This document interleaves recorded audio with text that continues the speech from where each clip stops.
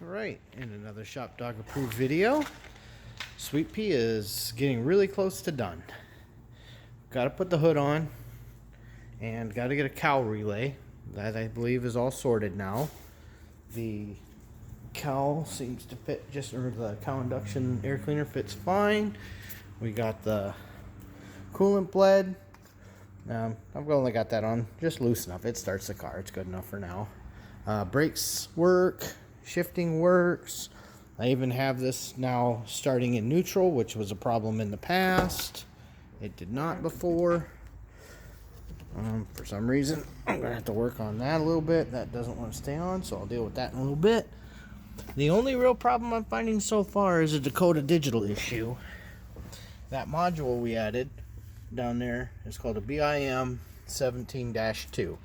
And it's hooked up exactly the way it says it's supposed to be to the RTX gauges. But when we go to do the search and scan for it, it shows that it's not there. You know, it can't find the module.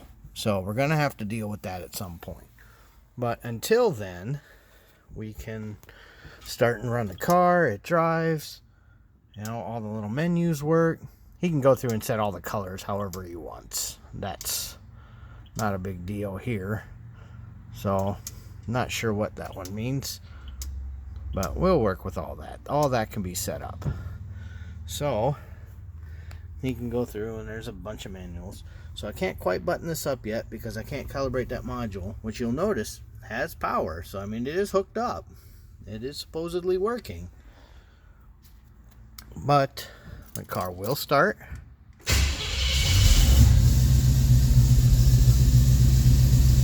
Okay. And I can't finish installing the steering wheel cover for the horn button because it's missing that little spring guy that rides inside there. Hi, Shop Dog, I see you.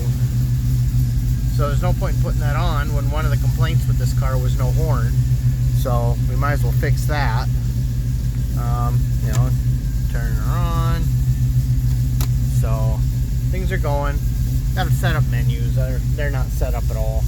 Hasn't been a real need to because I keep unhooking everything, so it doesn't really matter. So I know, buddy, I know. The interior is in, so you know, new carpet is all in. The sill plates are back in. Back seats in, like you saw yesterday. I'm not going to put the glove box in until we're done monkeying with the radio. I'm still waiting for that IR sensor, and I've still got to figure out what we're going to do with the aerial cable and splice it so that I can hook it up to both radios. Haven't figured out what I want to do with that, and it's going to be a lot easier without that in there. And I can't put the dash pad on yet because getting at the side of this to change that that little IR sensor, that's a nightmare, and I gotta go in through there and unhook those hoses. So that's why that's still out. Outside of that, yeah, it runs, it drives. You know, a foot forward, a foot back, that's all I've done. But brake feels good. So we're in reverse, which you can see right there, we're in reverse. I'll back up a little. Brake works.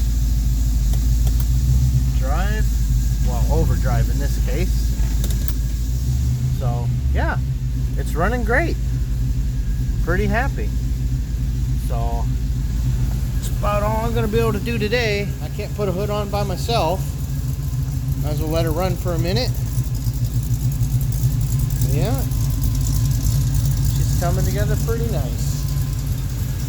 Let's see if there's anything else we can see. Obviously, I can't put those in until I get that BIM 17-2 issue sorted out, so that he can have a compass and his little air temperature sensor. Engine seems to run great. Hasn't been any issues.